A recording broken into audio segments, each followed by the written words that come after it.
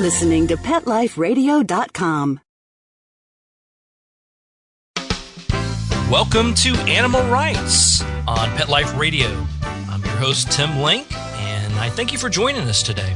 My guest today is Bruce Cameron, and Bruce will be talking about his New York Times best-selling novel, A Dog's Purpose. And you're going to love this book if you haven't read it already.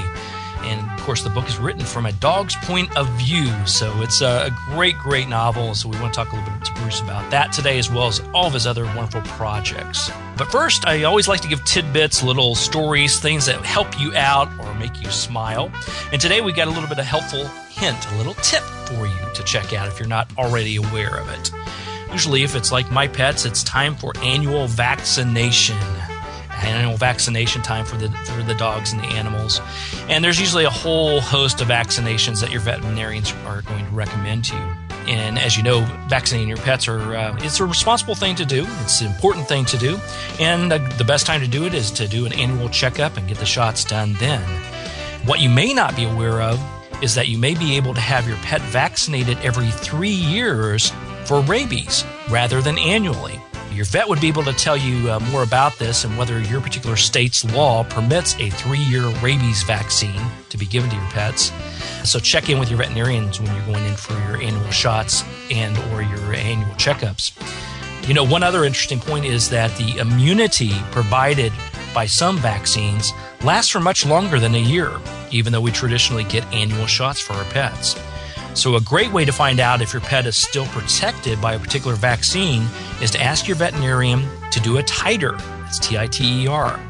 Titers are tests that measure the level of antibodies in the blood and indicate whether immunity still exists. So if you'd like to learn more about this, obviously you can contact your veterinarian and ask them a little bit more about doing a titer before doing the annual shots to determine if it's fully needed. Also ask them about the 3-year rabies shot. And, of course, if you'd like to learn more about the 3-year rabies vaccine or titers, you can visit my blog on Pet Life Radio. Go to Animal Rights blog on Pet Life Radio and click on the links to the 2 articles that I've submitted on the blog. And one of the things I do want to say on the 3 years rabies vaccination, now I'm not a veterinarian, but I've got this cleared through my veterinarian and other people as well. A 3-year vaccine for rabies for your pet doesn't mean it's 3 times the potency. A lot of people feel think that, it's a 3-year vaccine. Since we usually do it annually, it must be 3 times the potency. That's not the case. Actually, each state has examined the rabies threat in their particular state and determined is it really necessary to do an annual vaccine or to spread it out to a 3-year rabies vaccine. So it's the same potency, same shot, everything's exactly the same. It's just that you may be able to spread it out to every 3 years instead of every year, thus making your pet well protected against rabies and also make them a lot happier and put a little bit more money in your pocketbook as well. So keep that in mind. Check it out. Go to the Animal Rights blog on Pet Life Radio, PetLifeRadio.com, and find out more about those topics. Now, we're going to go into a commercial break, but everybody stay tuned. We have Bruce Cameron coming on, talk about his best-selling book, A Dog's Purpose, and all the other wonderful things that Bruce has up his sleeve. So everybody stay tuned. You're listening to Animal Rights on Pet Life Radio. Sit. Stay. We'll be right back after a short pause. Well, 4 to be exact.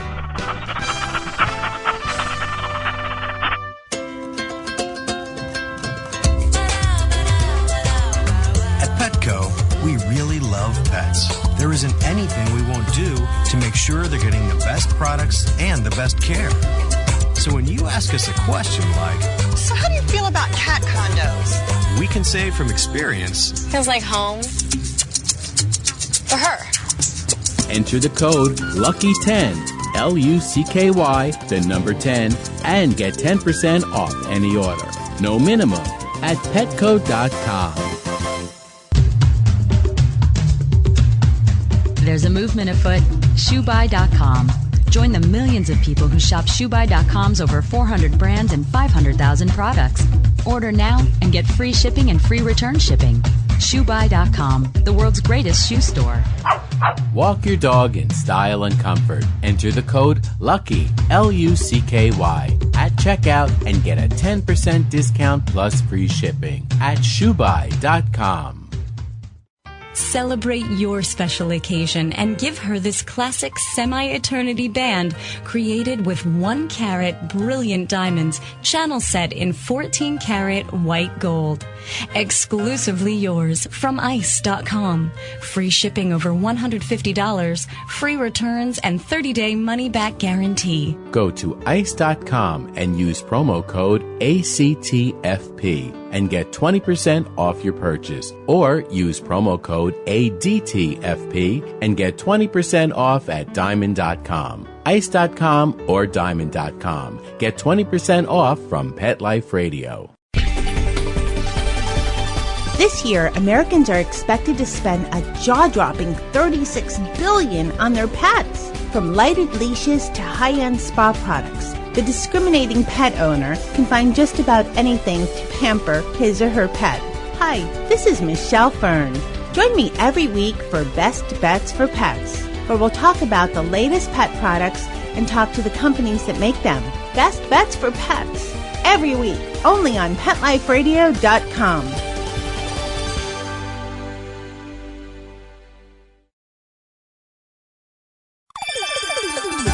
Let's Talk Pets on PetLifeRadio.com. All right, welcome back, everybody. You're listening to Animal Rights on Pet Life Radio. Thanks for joining me. I want to introduce Bruce Cameron to you. Bruce Cameron is a New York Times bestselling author, obviously an animal lover, and an award-winning nationally syndicated humor columnist. Always fun to talk to Bruce. Bruce, welcome to Animal Rights on Pet Life Radio. Oh, thanks. Thanks for having me. It's always a pleasure. I always love talking to you. And, of course, I love this book, A Dog's Purpose, a novel for humans. I love that. People are probably very familiar with your work from the past, but obviously you've written some best-selling nonfiction books, such as How to Remodel a Man and 8 Simple Rules for Dating My Teenage Daughter. But A Dog's Purpose is your first fictional novel. So that's right. So tell us how you came about writing this book and taking the approach from giving it from a dog's perspective. Well, I had this question in my mind, which is, what would it be like? What would happen if your dog never really dies? What if he is reborn, and if in the process of being reborn remembers his past lives? What would that look like from a dog's perspective? And so I answered the question with a novel for humans, although some people read it to their dogs. A novel for humans, A Dog's Purpose. And it tells the story of this amazing dog who lives several lives, and with each life learns lessons that helps him with the next life. And that's always whether we're talking about a spiritual conversation, a humorous conversation, whatever it may be. That is something we all want to know. We want to know in our lives, would that be possible? Is that possible? And obviously, is it possible for our animals as well? And though you take an approach not addressing it from a spiritual manner, or otherwise this book would probably be 10 times the size. But it's a lovely approach because it really does give it, if this could happen, which we'll debate whether it does or doesn't, but more importantly, what would happen? What would happen if it happened, especially to our animals? Yeah, I think that I don't try to urge people to pick this up and use it as a way to understand or believe in reincarnation. The reincarnation thing is just sort of a way into the mind and life of a dog who, because of his several lives, matures and becomes more and more sophisticated, unlike the 20-week-old puppy that I have right now at my feet who's looking for things to chew on, hopefully not my feet. This dog eventually becomes very wise and develops a sense that there must be a purpose in his life. And that's really, I really think that when we have pets, when we have dogs, sometimes we look at them and we see an old soul. Sometimes we look at them and realize that they might very well be capable of contemplating that they have a purpose in life and be conscious of it and thinking about it. And that's all. This particular dog is a regular dog. I mean, a lot of people have written books from a dog's perspective. This one's unique because it's a real dog. It doesn't have a sophisticated understanding. It doesn't understand English, really. It knows a couple hundred words at the most. So, and everything that happens is interpreted through the dog's experience. So it's not always true that the dog understands exactly what's going on. The dog may feel that there's something completely different happening or it'll be listening to a conversation and nobody says anything about car ride or biscuits or anything, so he thinks it's just a bunch of noise. He doesn't see any significance in it at all. Exactly. So the humor in this then comes from there's a lot of times when the dog just completely misunderstands what's going on, and this is because dogs are so joyous. In a dog's purpose, the dog is a joyous animal because that's how dogs attack the world. That's right. And if they don't get it right the first time, no worries. They have another opportunity, so they don't let it get them down like us humans do often. That's right, yeah. I mean, there's a lot we can learn from our dogs, and we just watch them and try to live like the dogs. I remember once when I was just out of college, liberal arts major, so naturally I was painting houses for a living, and I brought my 2 Labradors with me to this place way out in western Kansas, so it was completely flat. This house that was like out in the middle of nowhere, like an oasis of human life in the middle of these flat plains. And I was up on the ladder painting, and the dogs just decided to run and run and run, and they were just running in a straight line until they were mere specks on the horizon. And I finally whistled them back, and they came back, and the looks on their faces were like, this is the greatest day ever. And I'd been up on that ladder thinking, why am I applying a coat of paint to a house? Why did I go to college? And I looked at them and realized I need to live life like the dogs do. And That's right. It's that joy that propelled me into writing A Dog's Purpose. No, I think it's great. I tell people all the time that, we need to live life like a dog. People ask me, what can you learn from your dogs? Well, live like they do. And they understand their purpose for being here. And, now we've always heard about cats having 9 lives, but the dogs in your book, there's 4 different incarnations, one being Toby, Bailey, Ellie, and Buddy. Were any of these dogs based on any dogs in your life or dogs that you have met in your life? Well, sure. I mean, the life of Toby starts off he's a feral dog at first, and he's living away out of contact with humans, though he finds himself oddly drawn to humans. I mean, so in A Dog's Purpose, the very first thing we learn is what a life is like for a dog without people, and of course, it's a really awful life. But the dog doesn't know that. The dog just thinks it's life and attacks the day with joy. And then later, he's picked up by a hoarder. So that particular life was mostly me imagining what it must be like for a dog to be without people and to have to scrounge in the trash for food. It's not a pretty existence for dogs, and there are so many dogs out there that live a life like that. But the next life, of course, as Bailey, he's a family pet, and there's a scene where Bailey meets the boy for the first time. There's an 8-year-old boy, and they just come together and roll together in the grass, and that's exactly what happened when I first met my very first dog when I was 8 years old. The two of us just ran to each other. We were so excited to see each other. He was a puppy, I was a little boy, and that moment I will always remember. So sure, in A Dog's Purpose, some of the dogs very much are like the dogs that I've had in my life. Absolutely. And so you learned from them, and now you wrote a book about it. That's right. So, I think, and I'll tell you the best part about A Dog's Purpose, a little bit of a plot spoiler, but you don't wind up going to a funeral in the very end. We don't bury the dog in the very end. It's not that kind of book. I remember growing up and reading like Old Yeller and just being so upset by the ending of that book. I mean, it just tore me up. That doesn't happen in A Dog's Purpose. Your listeners out there can rest assured this is not one of those books where the very last page the main character dies. That isn't happening. That is great, because I remember, if you remember the book and the television show where the red fern grows. Yeah, reflect back. I remember my grade school teacher assigning that not only to read but watch the show, because the show was just being released on TV, and that was extremely depressing for a young boy, because everybody knows that one dog dies and the other one dies of grieving. It's like, oh my gosh, I'm sure there's a lesson, but I don't need to know that as a child. That's right. Yeah. So A Dog's Purpose isn't like that.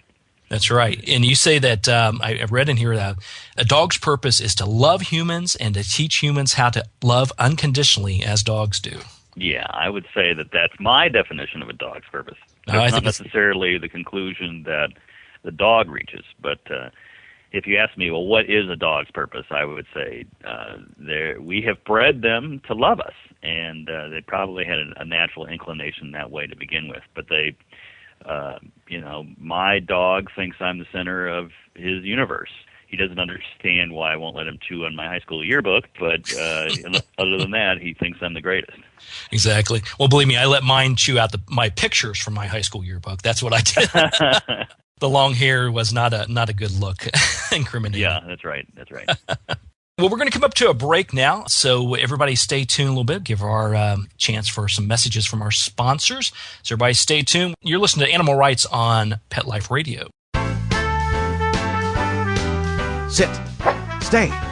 We'll be right back after a short pause. Well, 4 to be exact. Love your pets but wish their medications were a lot less expensive? They are at 1-800-PET-MEDS. You'll not only save on flea and heartworm medications, but on prescriptions for arthritis, incontinence, thyroid, and more. And you get fast service, free shipping, and a 100% satisfaction guarantee. Plus, our licensed pharmacists ensure accuracy, monitor drug interaction, and more. See why over 5 million people have trusted their pet's health to 1-800-PET-MEDS, America's largest pet pharmacy. Call now or order online. Go to petmeds.com/lucky, LUCKY, to get 10% off any order and free shipping on orders of $39 or more at petmeds.com. FTD's network of over 40,000 florists around the world have been creating beautiful handcrafted arrangements for 100 years. Each arrangement is delivered the same day and backed by FTD's 7-day satisfaction guarantee. For a century, people have trusted their most important occasions to the flower experts at FTD.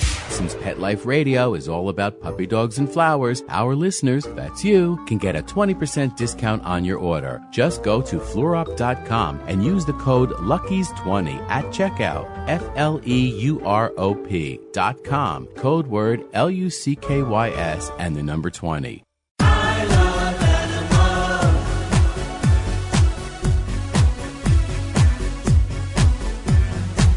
If you ask the question, what do I want? What do I need? I'll take affection. I really should mention I need time. I need love. I crave attention. Listen to waiting by the door.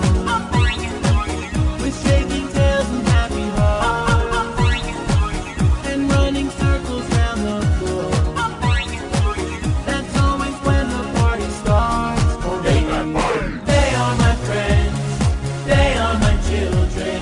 They are the furry scooters and kids. They are my family. They understand me. That's how I love my pets. I Love My Pets, the new single by Mark Winter, available on iTunes. Coast to coast and around the world, it's Oh Behave with Arden Moore. Find out why cats and dogs do the things they do and get the latest buzz from wagging tongues and tails in Rin Tin Tinseltown. From famous pet experts and best-selling authors to television and movie stars, you'll get great tail-wagging pet tips and have a fur-flying fun time. All Behave with America's pet edutainer, Arden Moore. Every week on demand. This is the place for a special paparazzi treat. Only on PetLifeRadio.com. Let's talk pets. Let's talk pets On Pet Life Radio. Pet Life Radio. PetLifeRadio.com. Okay, welcome back. You're listening to Animal Rights on Pet Life Radio. This is your host, Tim Link, and we're here with Bruce Cameron talking about his best-selling book, A Dog's Purpose. And I know the message came out just not too long ago that the book's going to be a little bit more than just a book. I understand you signed an agreement with DreamWorks Studios. Yeah, that's right. DreamWorks Studios picked up the option and hired my writing partner, Catherine Michon, and me to write the screenplay. And then we have already turned in the first draft. They were really excited to get that, so it's all going really well. Fantastic. Is there any projected dates or times that the project should be ready? You know, things move out here. I live in Los Angeles, and things in Hollywood move very slowly and strangely. And then suddenly it's like there'll be no activity, and then all of a sudden everybody will be rushing around in a panic. So I would love to see it come out next Christmas. A Dog's Purpose sold out. We depleted the supplies everywhere in bookstores all over the country by Christmas because it's a book that people like to give to other people. And now the stores are being replenished. It's a slow process. I mean, the Barnes & Noble down the street from me still doesn't have my book on the shelf, but they've got it on back order. But the books are showing back up. And so obviously there's a Christmas feel to it that I think would work really well for people to go to a movie on Christmas Day, if that's what they do, or around Christmas time, and see A Dog's Purpose. That would be my goal. Absolutely. Yeah, I think it would be a great fit. And I'm excited for you for the project, so congratulations on that. I'll be looking forward to seeing that.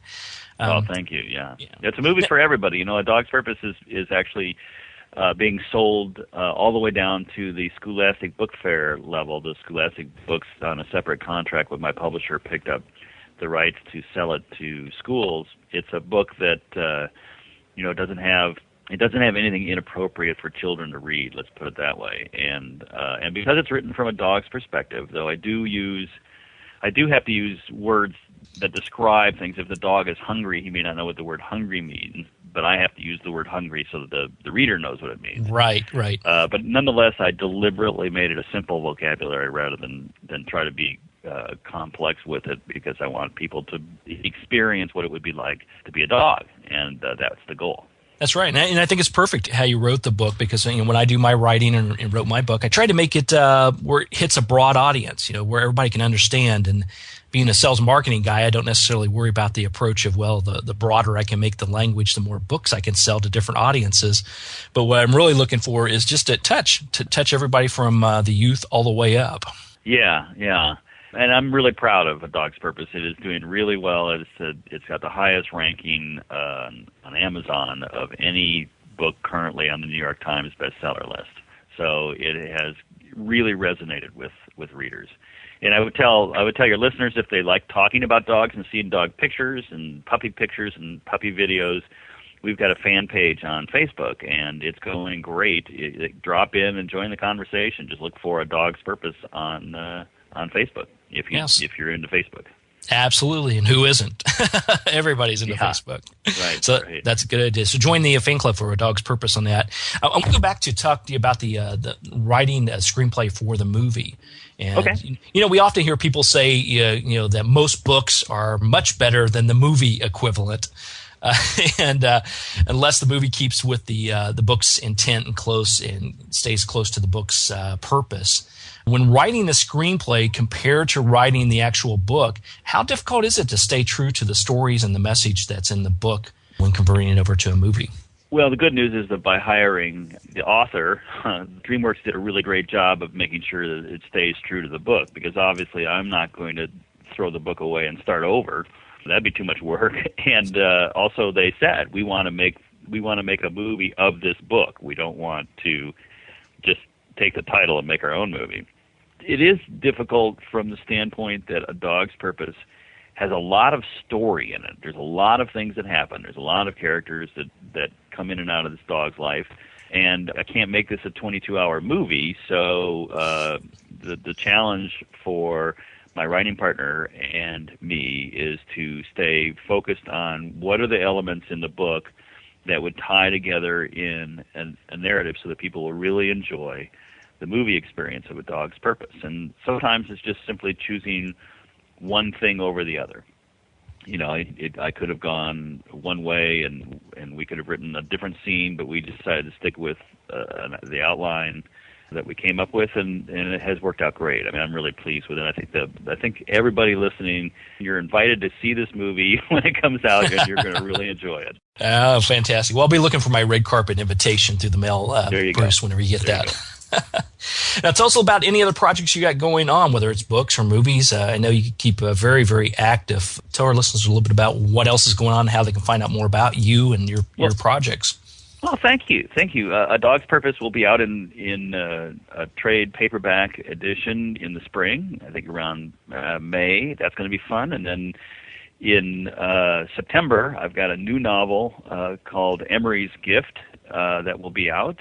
And I'm really excited about that project as well. That's great. I just turned in the final draft, so look for that in September. And then I'm going to be writing a sequel to A Dog's Purpose, and the movie's going to be coming out. And then I also am a syndicated columnist. Some of your listeners may live in areas where they get my column in their newspaper, and if they don't, I don't understand. They should carry me. Anyway, that's what's going on with me. I've got a lot of things. I'm very blessed right now, and it's all really. I mean, the writer's purpose on this whole thing was just always to write a novel that really resonated with people, and I'm really glad that A Dog's Purpose seems to fit that bill. Absolutely, absolutely. Now, I noticed by going to your website, brucecameron.com, you also have a section in there called Dog of the Week. How do people submit for Dog of the Week? Yeah, that's at adogspurpose.com, and that is people can upload pictures of their dogs and nominate them for Dog of the Week, and then you accumulate votes over 90 days. The dog that comes in first place, the owner gets to get a free copy of A Dog's Purpose. Hey. So I've been doing this contest started all the way back, in like May or June, and it has just been really fun. We've had some great dogs win as Dog of the Week, and you can also view my book trailer on there, and unfortunately I'm in that. And you can, it's a fun place to hang out. There's always a dog story on the homepage about the Dog of the Week. It's all really, really, really fun. And that's at adogspurpose.com. Yeah, so everybody check that out. Go to adogspurpose.com and submit your dog. You may be a Dog of the Week. You just never know. That's right, yeah. Hey, going back to the book briefly, I understand one of the motivations for writing the book was based on the dog rescue work that your daughter does. Can you tell us a little bit about that and what some of the key points are that you intended to bring about in that aspect? Yeah, thank you. You know, I really didn't. All my life, I've just sort of gone to a breeder and bought a dog. I thought that's the only way you get a good dog. My daughter, though, became heavily involved in animal rescue in Denver, and has started her own charity now. Life is Better is the name of the charity. She just started it this month. She's been working for the past. She co-founded an organization called Nakinos, and for the past 10 years has been rescuing the animals. And so I've really come to learn a lot about dogs that need to be rescued, and fostering dogs, and adopting out dogs, and all the issues around that. And you know, this is a problem we could solve. The problem of homeless and abused pets, we could solve that problem, because it really is just a question of whether or not one's animals are spayed or neutered. If everybody except responsible breeders got their dogs spayed or neutered within a very short period of time, we'd see this problem of these abandoned dogs just drastically decline. My own dog was his little Tucker was one of a cardboard box full of puppies that were brand new puppies, just born, left at the shelter in a box, and just fortunately, my daughter's shelter happened to have a German Shepherd who had just weaned off her pups the day before. And they brought the box of newborn puppies into the German Shepherd, and the German Shepherd gave them a look like, "You've got to be kidding." And they shoved the dogs at her, and the German Shepherd lay back down. And it was miraculous. It was also interesting that the German Shepherd had a leg injury and really shouldn't have been running around anyway. So the puppies kind of kept the mommy right there. The whole thing was just such a moving story, and then out of that, I got this dog Tucker. We have no idea what he is. I thought he was a golden, but he's too little.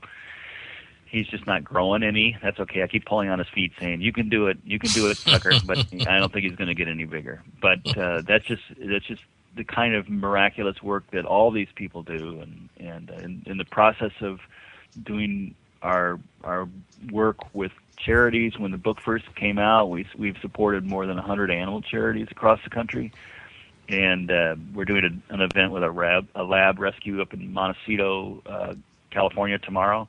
So I have really gotten interested and involved to the extent that I can with animal rescue, and the dogs in A Dog's Purpose. It's very clear that dogs can have a great life story, but they can also start out without a great life story, and it's all got to do with how we treat them. It's not their choice.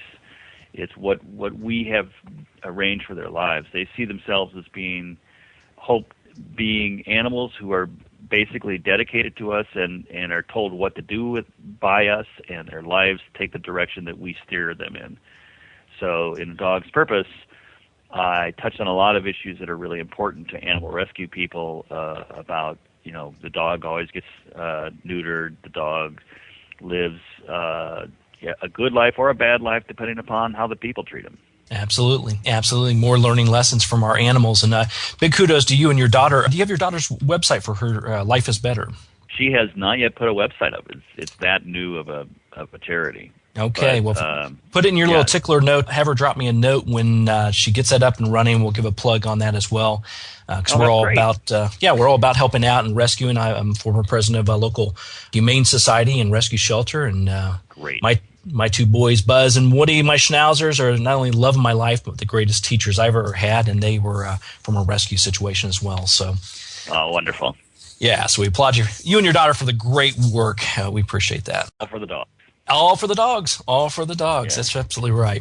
Well, Bruce, hey, it's always a pleasure. Time flies by so quickly, but we're going to be back in touch. Obviously, you got some projects that are going to be right up our alley, and I'll be looking for that gold and red carpet invite to come out for the movie premiere when it comes. Okay. So we're looking for that. So everybody, Bruce Cameron, once again, go out and buy the book if you can buy it quickly, because it's going to fly off the shelves again. The second print's going to fly off. So the book's called A Dog's Purpose, a novel for humans. I love it. Bruce Cameron, thanks for joining Animal Rights on Pet Life Radio.